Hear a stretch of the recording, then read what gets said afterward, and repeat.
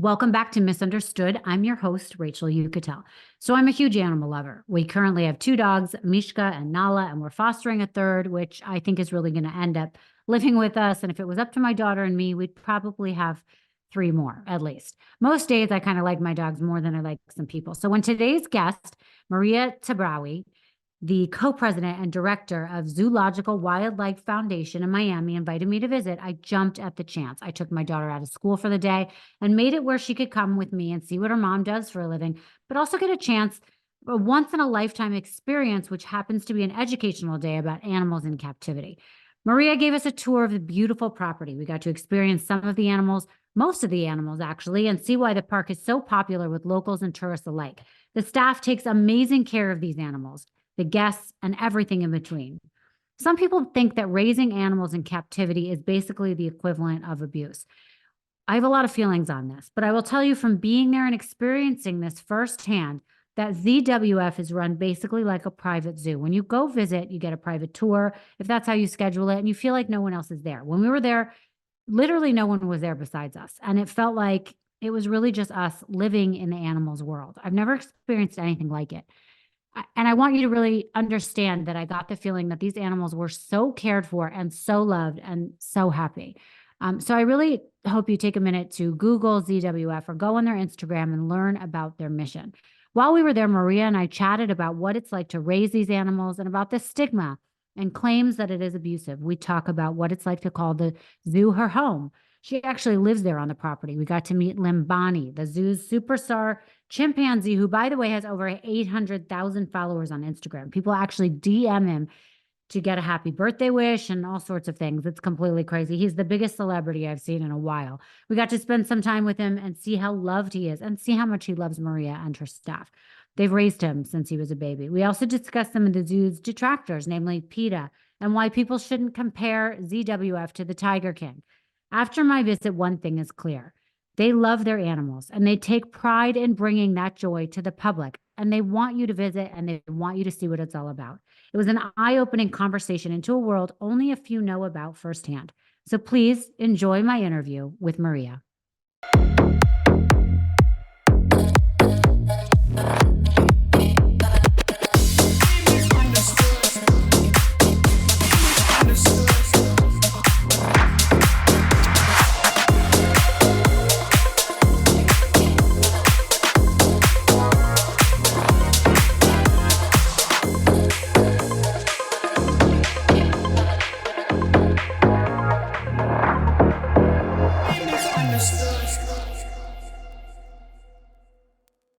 Okay, Maria, thank you so much for joining me on Misunderstood. Thank you for having me. Of course. I feel like it's such an honor to be here. Thank you. Being here, you know, the photos really don't do it justice. It feels like you're in the most intimate, it doesn't even feel like a zoo. It feels like you're in a home of Oasis. the animals. Yeah. Yeah, like I an love oasis, I would say. An oasis, that's a really good word. Yeah.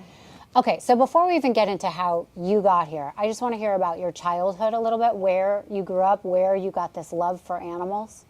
Well, I'm Cuban. I was born in Cuba, Havana, and from there I left when I was 4 to Spain, and I actually went to school in Spain, grew up there, and we actually moved here as immigrants in when I was turning 9. Mm-hmm. And ever since I lived in Miami, I've traveled all over, but I lived in Miami. This is my actual home here, like, you know, Miami, Florida. Right.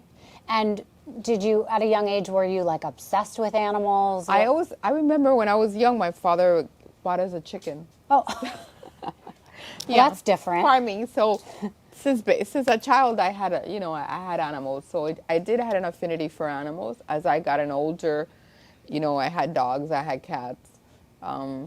I love taking care, like nourishing the babies, you know, like baby cats.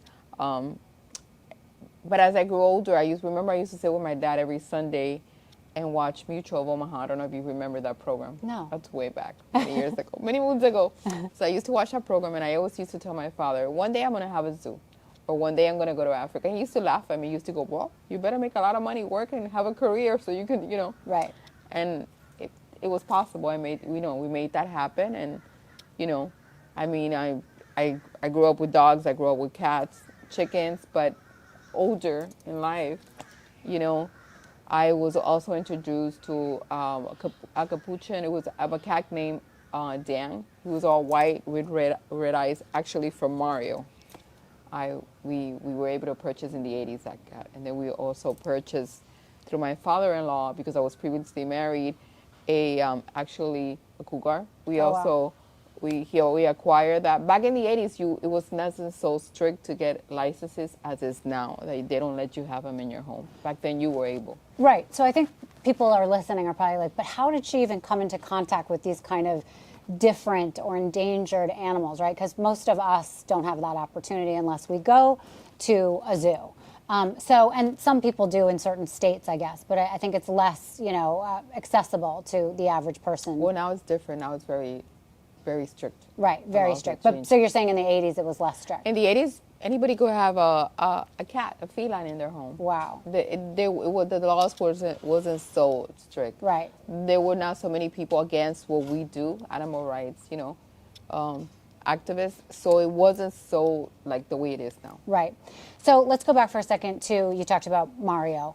This was the man you met. You ended up marrying him. He's your partner now in ZW. In business. Yeah, in business, We're not in together. life Yes, anymore. correct. Okay, no problem. But at the time you met him, and he was just coming off of a very difficult time in his life, correct? Correct. Which is a very colorful story to this. But it was funny because he wanted a new start in life, and he was able to make that happen.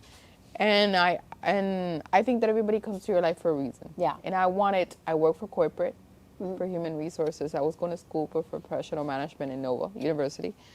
But I was tired of working in corporate, and I wanted to have a business of my own. Right. So it's like things fall in place, and we met. The way I knew Mario was the animals that we had purchased, the exotic animals we had purchased through Mario, through my brother-in-law Okay. that loved exotic animals. Right. That's how I was introduced to. Now, so for Exotic people, animals. and we don't have to get into the whole thing, but so that we can add a little color to what we're talking about, Mario was involved in a zoo Moons ago. moons many years ago, and he ended up having some trouble unrelated to the Zoological zoo. Unlimited was his first zoo. Right. So at the time you met him, he had just come out of prison, and he had Correct. spent a 12 years, I think, of a 100-year 12, sentence yes, or correct. something. And he got out. And he got out, and he decided to change the zoo that he had that had some trouble. Again, He not started with the again. animals. He got nothing. He Started over. from bottom up. And that became the current. Became this, and then we met Right. through his brother. His brother was a very good friend of his for almost 10 years before I saw Mario again. Okay. And then How many animals at the time, when you came here, how many animals were here? No, there were none. This didn't exist. We started in a warehouse Oh, wow. by the airport of Miami, importing and exporting exotic animals Wow. And And this then is for people to buy or just to see? to purchase. People will purchase. We will sell to the reptile industry, people that breed and sell animals, Okay. And through friends of his and stuff, we started talking, and I wanted to open a business. He wanted another chance in life, and it happened, And we started the import-export by the airport, and then we had a chance. We were looking for property, and I purchased this property, and then that's how it started. What was it like here? It was Was it all these abandoned, trees? no roads, no nothing. Wow. It was just an empty lot with a home, vacant for the past 3 years. So it was a disaster. This Wow. was like a training, like a home they used to train horses. Oh, got it. So it had the tracks to train the horses. Right. So we had to clean everything out. So imagine before Zoological Wildlife Foundation was incorporated in 2000. Okay. But before Zoological hit it from the ground up, because we were doing the import and export, it was about 2011. So it took all those years to actually build it. Wow. So what was your first animal that you had? Oh my God, the first animal was a capuchin. Okay. And then from a What's that? capuchin, a capuchin is, oh my God, the baby capuchins. They're from the New World monkey. They're very funny. They actually use them for handicap, for old elderly people. Oh. So they're trained. These animals are trained. We don't train them. We don't declaw animals or anything. Uh-huh. But they're New World monkeys. That's how you call them. Okay. And capuchins have different subspecies of capuchins. Okay. So not to get so into it in that, but these were your first animals this that was you my acquired. first. Then we had a leopard called Gypsy, and Gypsy used to travel with us we used to stay at hotels because I remember when he got out, he used to live with his mom, and I used to live in my house, in my home with my parents because I had younger kids and I used to work and go to school. Oh, So, wow. you know what I'm saying? So we would go out, and then when we started, you know, being more involved and being together, we used to stay in hotels. One of them was the Princess Hotel. And you would go in with your car and nobody would see you. So imagine we would be there Right. and all of a sudden the leopard would roar. Oh my goodness. People It was must kinda have been like, kinky, what exotic. is going on? Yes, hysterical. Oh So, my gosh. and then we had our gibbon. Our gibbons come from Indonesia. That Dr. Levine actually helped us acquire one. You know, he gave us one on loan, and we had, and that's what we started. And then that's when I thought, I said, you know what? I want to open a zoo. I want to be able to give this experience that we're having, Right. share it with the world, and people that cannot go to Africa. The Amazon is actually here in South Florida. That was the concept of it. Right. So when you started to acquire these animals, I'm assuming still the property wasn't like it is now. So it was cages just being built as you were getting different animals. Is Correct. that how it worked? Correct, yeah. And did you know a lot about these animals before you had them? Well, I had the knowledge of the corporate world and being able to manage. So you a were the corporation. business. Yes. Yeah. And Mario had the affinity and the knowledge of the animal. Right. And acquiring the animals and the network of friends that he had built through the years before, he went on vacation. Right. So that's how we started. Right. So he started doing his network, calling people, and people started helping him, and and building the capital to acquire these animals because Right. some of them we have to, being able to get them or facilitate them, food and places to trade with people. So Right, exactly. So let's talk about the animals you have here. We took a tour and saw most of your beautiful animals, but why don't you explain to the listeners the different types of animals you have well, right now? we have about 200 and plus animals. I would say 250 plus. Wow. Yes, and different species, like we have capuchins, we have Celtic capuchins, cinnamon capuchins. So we have different variety of animals, from snakes to owls to all kinds of felines. We have jaguars, leopards, tigers, lions, standard whites, and then we have tortoises, turtles, we have crocodiles, so Kangaroos. a variety of Yeah. animals that we have. Say a menagerie of animals, I would say. If there is there one animal that you don't have yet that you still want to acquire? A hippo. Oh. A Are giraffe. hippos the ones that are dangerous, or is that Yes, rhinoceros? but that's like kind of my. I love Lembani. Lembani is a chimpanzee, was my all time, but then the hippo is one of something different that I would love to. You would love to have. Do you think there's a possibility you might ever acquire one? Yeah, anything is possible. Right. Do they But need a lot of space? You need a lot of space because remember they travel, they walk, and then they go. They have to build like a big pool because they do their necessities in the pool. So you have to do like a filtering system where Right. it will flush out, clean your water. It's a lot. Right. The So- animal itself is a lot. I want to talk about some of the stories behind some of these animals. A lot of them have come from places where you're almost rescuing them, right, out of a Correct. situation. Can you tell us about some of We them? actually rescued from Africa about 6 from Ken hunting white tigers, because over there in Africa what they do is they pay up front and people travel and then they kill them, Right. and then they bring the trophy. The trophy is the head, whatever part they want, and they have to get the CITES to bring them back to the United States or anywhere in the country those people can afford to go. So we actually rescued, and it was very expensive. It was about 20-some grand each animal that we Wow. brought and we rescued. And those animals reproduce because the way I was able to get the experience. Like I said, I was saying that one day I wanted to go to Africa. I made that happen. We made that happen, and we went to Africa, to the south of Africa, Mala Mala, and we stayed at a preserve, and we actually went out, and we would see the animals, Right.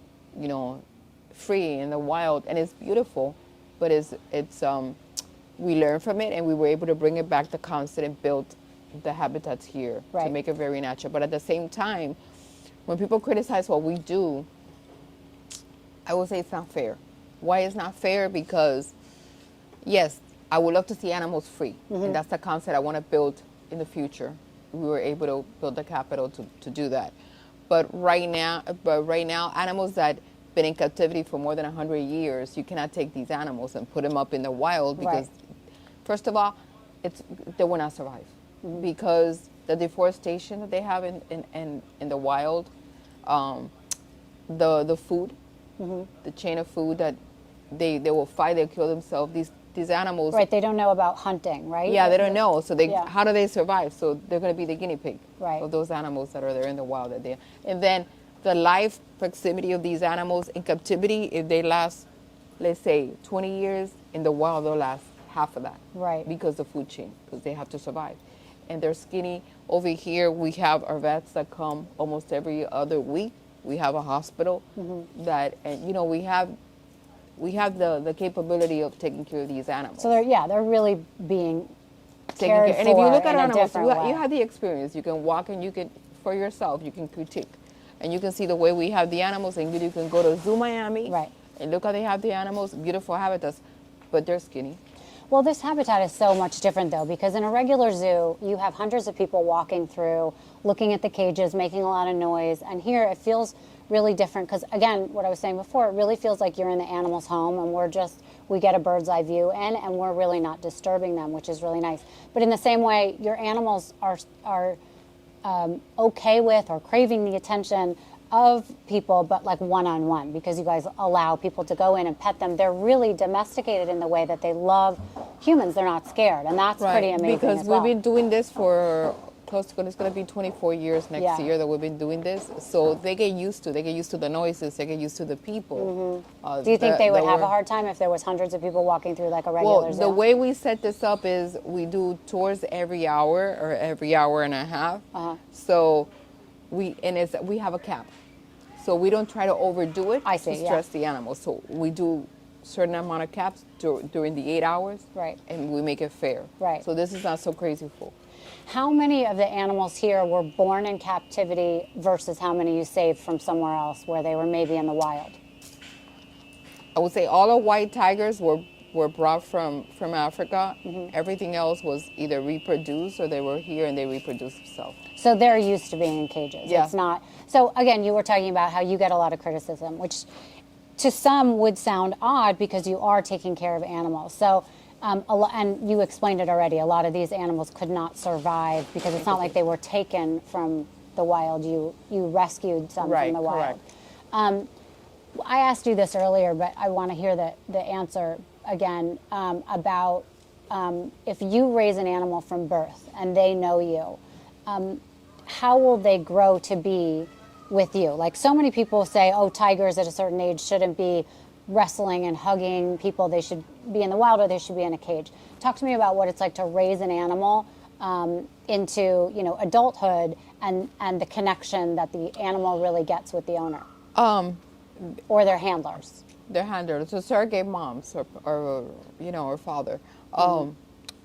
An animal is like a child. They give birth, they're born, and the person that takes care of them, they see them as their family member, as a mom, and they become attached to that person. Yeah. How humanistic you want to have that animal is up to the person. We take care of the animals, we interact with the animals, but we let them be as natural as possible. Right. That's how we do it here. Right. We don't declare our animals. We don't defend our animals. Like everything is intact. Yeah. And we don't show them tricks. Right. So Oh, it's right. So it's not like a circus where it's you're not a circus. Yeah. It's just basically the up close personal experience and the educational part of learning about what we have here. So I'm curious, someone like you that knows so much about these more rare animals, what do you think of circuses? No, I don't like circuses. You don't? No.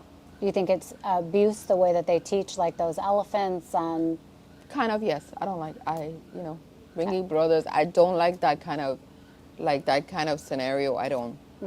That if you see that scenario from being a circus and from here, you can tell the difference. Here, they're not being transported to do shows. right? They're not being abused to do shows or bidding. They're here. You're going into their enclosures. You're doing the interaction, the experience. You're seeing them. You take up close and personal pictures with them. You're able to touch certain areas of the animal because we're not going to let you put your finger in the mouth to get hurt. Right. Because, that's kind of ridiculous. But we want to give that feeling and for them to get up close and personal with a person. But that's it. Right. That's as far as we go. Right. Do you ever have a difficult time with people coming in here that they're not respecting your home? I mean, this really is your home We for the animals? We actually never had. I mean, I would say children maybe because they want to play and they want to touch, and if the parent is not supervising the father, of course, we will say, hey, you know, you need to keep your child close to you. Yeah. Make sure that they don't put that. Like we read the right act to them. Yeah. But honestly, we never had any issues here with anybody. You know, I mean, they learn. People that come to us is because they love nature, one, and they love animals. Right. And they want that up close and personal experience with. How are you guys funded? I mean, you guys are obviously... We're self-funded. You're self-funded.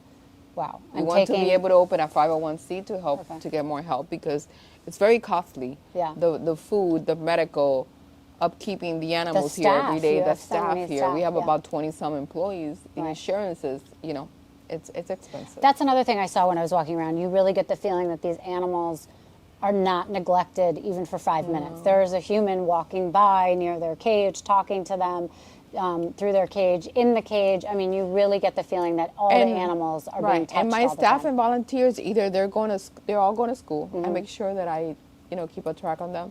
Like, they go to school, they're educated, they have a passion and a love for what they're doing. Either Right. it's something, where they're going to schools is something related to animals. Either they become a vet, a doctor, you know, it's related. So that's what we try to do.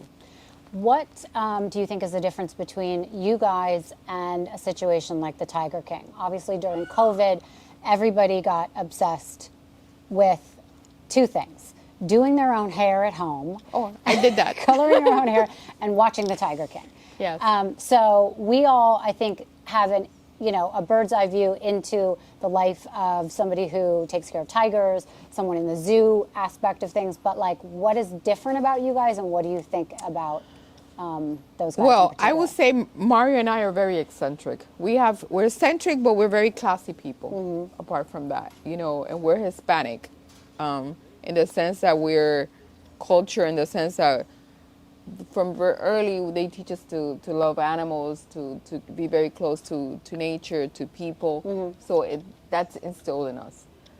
But most of all, I don't like to talk bad about people, but I would say those other people that were in the animal business, they were not doing something right, or they were too worried about the gossip in between them, and Right. are worried about what they have to do, which is their business. Right. You know, so that what makes us different. And the people that come here, if you look at our TripAdvisor or Google critics, you see that our comments are good versus a negative comment. Yeah. There's no being abuse of hitting animals. There's not being abuse of animals not being taken care of. Right. You know, yeah, there's gossip about maybe one of the owners, but that was a past. Right. That was a life. But you can't bring that past into a person doing a business now. Right. You know what I'm saying? Of course. And, he served his time that he was given, and, everyone deserves a second chance. And obviously, this is a beautiful, end story to what he went through in the past. And I met him earlier in there, Mario, we're talking about, he was very clear that this is a work in progress, and he's always doing his best to make it even better. And that's kind of a metaphor for your life, for everybody. Right. I think that's very clear with you guys, separately, but this project that you have. Yeah, here. we're separated, but we both have an affinity and a love and passion for what we do. So this is why, it works for us. Right. Now, you live here on the property. Yes. What is that like? Like, do you wake The up zoo to is a certain zoo. sounds? The zoo is a zoo. I live in the zoo. I mean, it's I there's no words to express it because I wake up to the sounds of the animals. I go to sleep sometimes to the sound of the felines trying to mate. Right. You know what I'm saying? And them conversing with one another. Or in the early in the morning, you hear the gibbons, the howling sounds that they make, trying to communicate. And then from there, then the capuchins will start, and then from there, the felines will start. Right. So it's like a musical Right. going around, That's amazing. And then you open your door and you see all those beautiful peacocks in your front yard. And my landscaping. I Yeah. love nature, so I love Yeah, you can't the get better exotic one. than this kind of landscaping. So we sort of touched on this, but there are some detractors that think that animals should not be kept in captivity in general, not just here, but in all zoos, in SeaWorld. What are your thoughts in general about that? I think it's a way of them making money, because they open a 501c. They get people that are not very knowledgeable, but they have all this money to spend. They give them, they give them what they want to hear, and those people would invest money, not knowing what's actually happening behind the closed doors. The scenes, yeah. You understand? Yeah.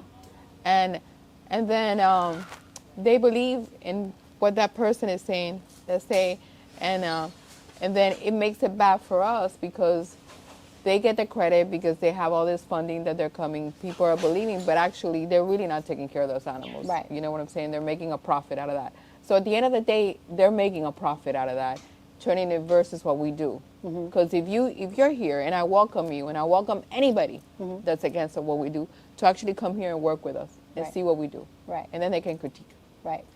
I think that's, a great answer, because it is very clear that you guys are very invested in your animals, and they are, none of them seem to be in distress or want to be anywhere else, and that's very clear. Whereas sometimes when you go elsewhere, to some of the places I mentioned, like a SeaWorld or whatever, it does feel stressful for the people watching, for animals. Because that becomes, I'm saying, that could be a little bit of abusive, because that becomes like a circus. Yeah, right. They're in a tub, they're in a big giant pool, and they're swimming around.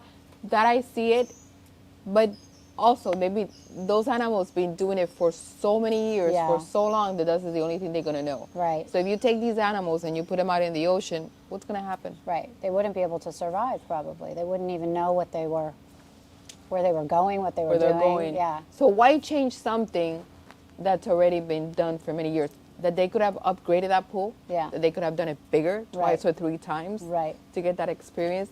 That maybe after those experiences that they show to people, that they would actually give them access even to the ocean. Maybe close out some area of the ocean, making it bigger for them. Right. So maybe at some point from there, they can maybe have moved to actually being released. Sure. That could have been done. Right. That they didn't do it, it's on them. Right.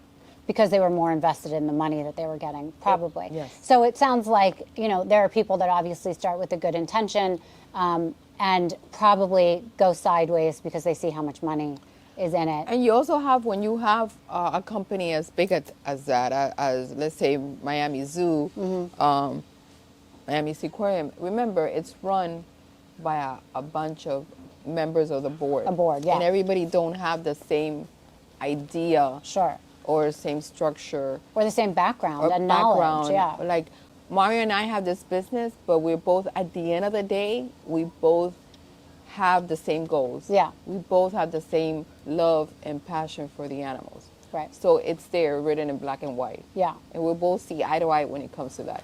I'm just curious, and I want to go back to for 1 second, just because I think a lot of people watching Tiger King did think that he had started with good intention and went sideways because he got so involved in the emotional drama and with the money he was getting or not getting. Do you think he deserves to be in prison for as long as Through his career at the beginning, or after Tiger King? through his career in the beginning? I mean, he seemed like at the beginning he loved animals. I don't know if that's true. Well, he always loved animals Yeah. as a child. And I can tell you, and I can attest for that, because I know him personally more than anybody out there in the world, Yeah. because I lived with him for 15 and a half years, living with him, and then after we've been together for 24 now. So I can tell you, whoever is telling you that is talking crap, because the guy really loves what he does. The Yeah. guy cries when an animal dies. Right. So I can tell you that what he does is because he does it out of his heart, the love that he has for those animals. Right. If you tell me that he'd rather spend time with a human and an animal, he's going to go for that animal, not the human. Right. You're talking about Mario. Mario. Yeah. Okay. So if what he did, well, he paid a price for it. He went to jail. He did something, it was wrong. And I believe in the law. And I believe when you do something wrong, you got to pay consequences. I'm that type of person. I want to become an attorney, so I can tell you all. So when someone tells me that, oh, I didn't know what I was doing, or I didn't do that. No, you know what you were doing. Now you pay a price and you pay the consequence. And you did your time, good. Right. But now what you do after that, when you get out, is up to you. Right. Shame on you if you do something wrong, and shame on you if you do it good. You know what I'm saying? Right. So he had an opportunity, and he met me, And there's a saying that behind every man there's a good woman, and I was a good woman. Right. And I help them build this business together. Right. Speaking of women in the tiger arena, I want to ask you about Carole Baskin. Just because so many people are obsessed with liking her or hating her. First of all, do you think she killed her husband? Yes. You do? Yes. I know. Well, okay, that's interesting. And she's ignorant enough to keep putting things out there. Right, like, to doubling down. Yeah. Instead of just moving along with her life. Right. But it is kind of amazing she's gotten away with it this long, right? There's no perfect crime, but if you don't tell, nobody would know. Right. Well, and a way to have a perfect crime is to not have a body, and if a tiger ate your remains, there's no evidence. That could be the perfect crime. So I'm pretty sure. Yeah. You don't see that on Dateline though. You see the wife killing the husband with antifreeze or something, not with a tiger. Yeah. But eventually, maybe they'll have that more. All right. Let's talk about one of your most famous animals here, Limbani. These were done By him. Talk about when he first came into your life. Well, Lani, I got Lani at day 4. I traveled to pick him up. He was sick. And so we brought him home. I brought him home, and he was with me. But, like, at the time, I was getting separated at the time. We were separated. And I was going through my emotional up and downs, the business. Mm-hmm. And he got kind of really sick. And I was actually remodeling my home mm-hmm. because I wanted a fresh start. So I wasn't even staying here that much. Okay. I was staying at the Ball Harbor. And that I had to hide him in, like with a stroller. Like I would put like a little blanket. He Came to my apartment. I lived in my apartment next to, by Ball Harbor, mm-hmm. Harbor House. So I remember I would park either in Valet or in Valet they already knew me, and I had the guys already, like I would give them $5, $10. Right, you would grease them. Yeah, exactly. Or if not, I would go through the garage, and then there I would tell them, hey, I'm coming. Make sure that the management is not around. So I would take my stroller, I would put the baby, I would cover it. And I remember one time I was in the elevator, and actually the manager was she came in, and she had her baby also. Oh God. She goes, oh, I've seen you on the hallway. Sometimes you come with a stroller and he's covered. And I go, he is such a sensitive baby that if he just sees you and hears a noise, he starts crying. So I have to keep him, Oh my goodness. like that. Yes. What if he made a sound? I would have to explain myself. Yes, oh my gosh. Kicked out. But that's what I used to do. And when I had him in the apartment, when I used to bathe, I actually had to bring the car seat into the bathroom. Oh. So he, like a baby. Right. Because I used to do that with my children. When I was alone, I had to bring the little car seat, put him there so they would see me. Right. And he was like that. So he's become kind of an internet sensation. People, ask for pictures, they ask for kisses. Oh, he's a celebrity. Yeah. So how did that happen? Who wouldn't love him? Yeah. From day one, he's so lovable. Mm-hmm. And all my staff would get to play with him. Mm-hmm. They would become surrogate moms. Tanya, also a friend of ours, would actually take care and take him home. So he got to, for some reason, we opened his own social Instagram. And that's how it started in YouTube. And it started like that network of people sharing the photos. Right. And I think one video that I took a picture where the fountain is on the grass, that video became viral. And that's where it hit it off. Now we're hearing a bunch of noises. What is that? There you see, that's the noise. Are those is that the lions? Those are the lions, yeah. Are they in a fight? No, they're just communicating. Oh wow. That's amazing. That sometimes they make that noise communicating with them, and that sometimes if they want to have sex, Got it. Wow. So this happens during the day, or this happens at night? Oh, it could happen at night too. Oh yeah, at night is when they breed. Because remember, at night is when they go hunting. Oh, so right. They're relaxing during the day. Right. And then they. A lot of these animals seem nocturnal that are here. Yeah. So is there a lot of activity? Well, in there? the capuchas and the gibbons by 5, 6 o'clock they're sleeping. Okay. The only ones that are more active are the feet. My favorite one that I met was the sloths. Those I love so sloths. Cute. Coco Coco, and then I have Chanel, and I Yeah. have Coco Chanel. Yeah, so cute. I mean, the baby, a little foot was sticking out. They're adorable. Yeah, I love them. And even the armadillo, that little snout and the little nose, adorable. I mean, the animals you have here are just, and the fact that, you know, you can touch things that normally you cannot, I think is what really sets you guys apart. Different. What do you think sets you guys apart from everyone else? I think is just I think the way we built this place, the way that we done the experiences and the interactions, and how my staff is with the guests, I think that's what makes us unique. Yeah, You know, I agree. and they see the animals that are intact, and they see the way the animals are taken care of. Yeah. That's what makes us unique. Right. Do you have a lot of people that come back? Oh yes, and actually I get a report now every day on my settlements. I ask the question, the refer. Yeah. And then my employees have to ask, like my booking agents have to ask where the guests are coming from. Uh-huh. Is it family related, like if the word of mouth? Is it through Google? Is it through TripAdvisor? And that's how we know. Right. And I keep track of that. And do a lot of people come because they want to meet Lambani? Oh yeah, if it was everybody, they would come to me, Lambani. Right. Is But- Lambani on Cameo yet? We're working on that now.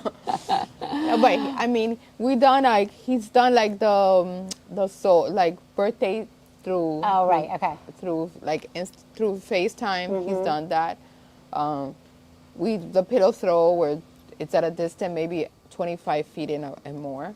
Right. So he's an animal now that does not interact with No, strangers. he cannot interact. Explain that. Why? Why? does that Because happen? after 50 pounds, you can either a feline or capuchin. Now felines you cannot even, but Oh, it's just the law. It's the not law you have necessarily to, the law his they're very strict. personality. After 50 pounds, they consider that you can't be up close and personal, Got it. like hugging or only. Even like, you? I can. Okay. Yeah, because I can do it. I Okay. can touch anything. It's up to me. Got it. If they kill me, you know, because I'm honestly, you know. But we have a group of volunteers and staff that can work with them Right. Got it. because they've been doing this so long and Right. they're part of our group. So tell me about your podcast. It's a jungle out there. I've seen a couple episodes. I think it's great. Well, the reason I started this was because I wanted to share with the world and the audience that we all have a story to say, good or bad, we learn from it, and people can take certain tips from them and learn. And sometimes you're drowning in your own sorrow. Yeah. And by communicating and talking and people seeing you, you're sharing that experience, and you don't feel that, oh my God, I'm the only person here suffering. Absolutely. You know? Yeah.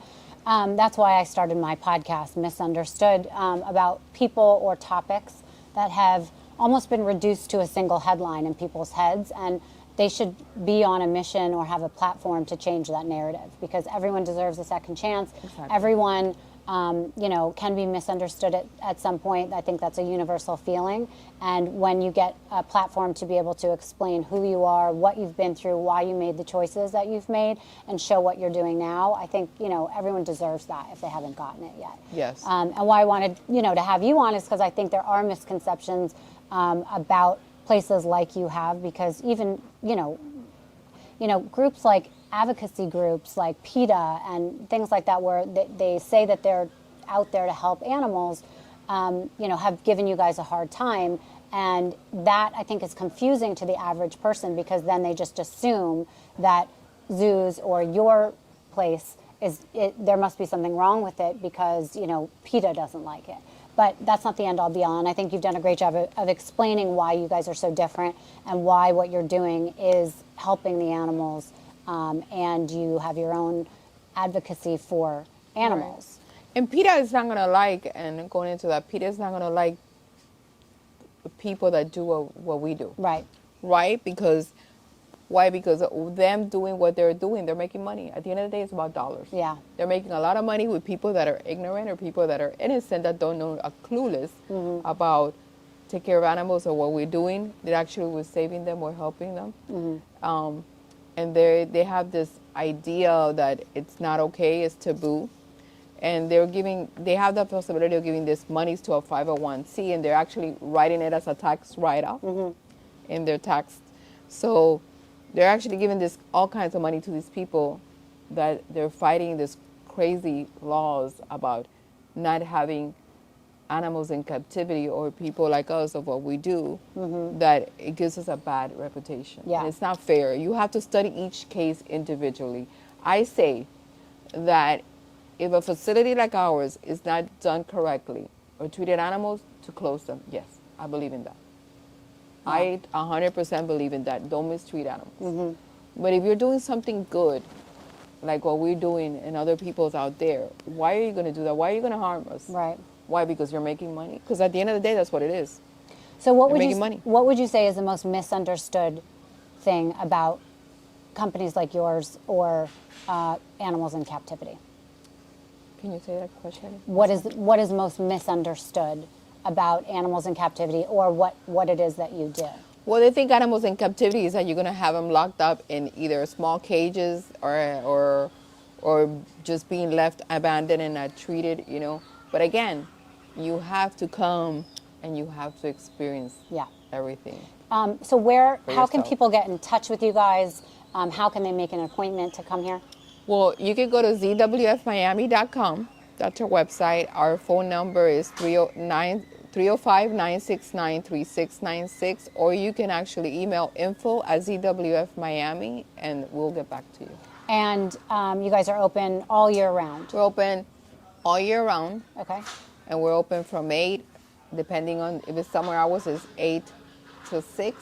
If it's like winter now, we're open from 8 till 5. And people can book parties here, birthdays, weddings. We do anything. We do Zoo to You. We do field trips in-house. We'll go to schools.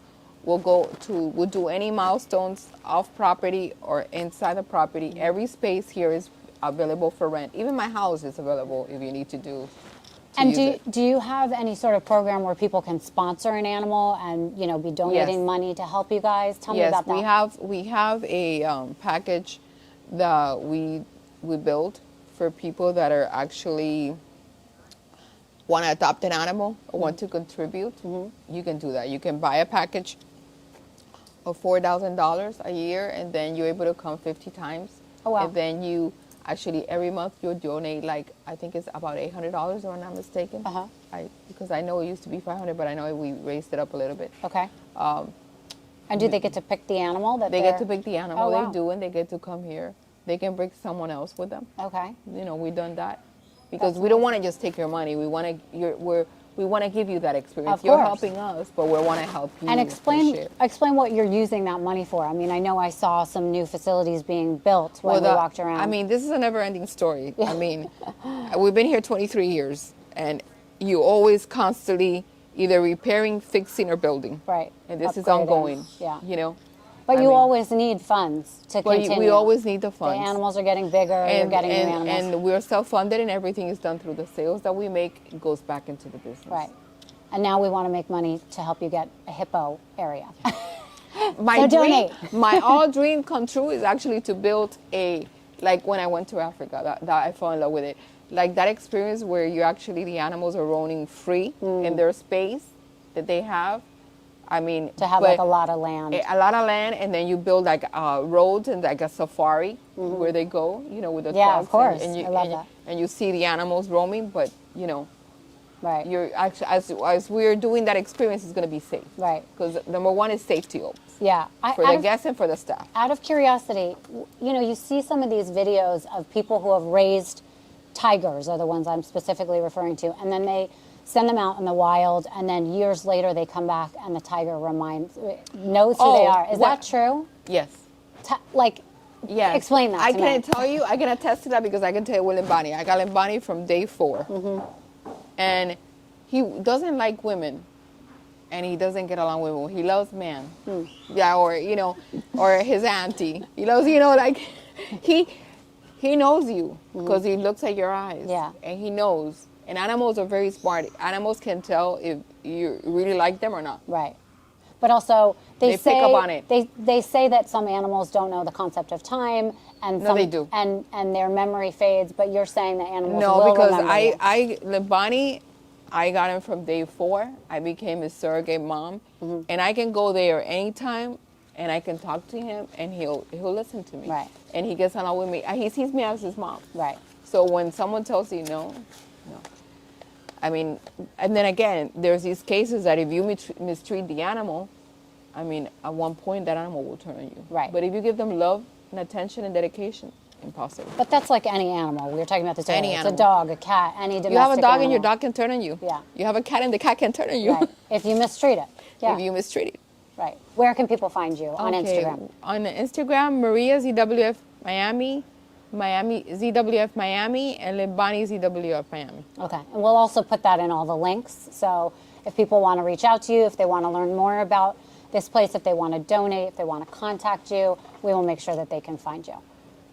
So thank you so much. Thank you so much. Yeah, Thank you so absolutely. much. For anyone that is listening to this that hasn't been here yet, you should come. It's unbelievable.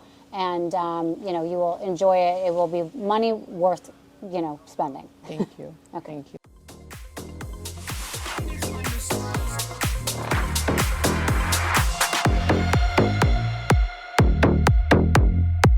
Thank you so much for listening to Misunderstood. I'm your host, Rachel Yucatel. Please be sure to subscribe to the show and give us a 5-star rating and review.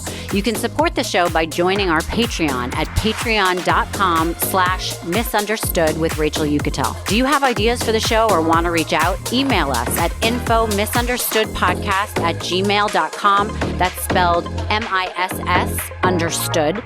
Thank you so much, and I'll see you next time.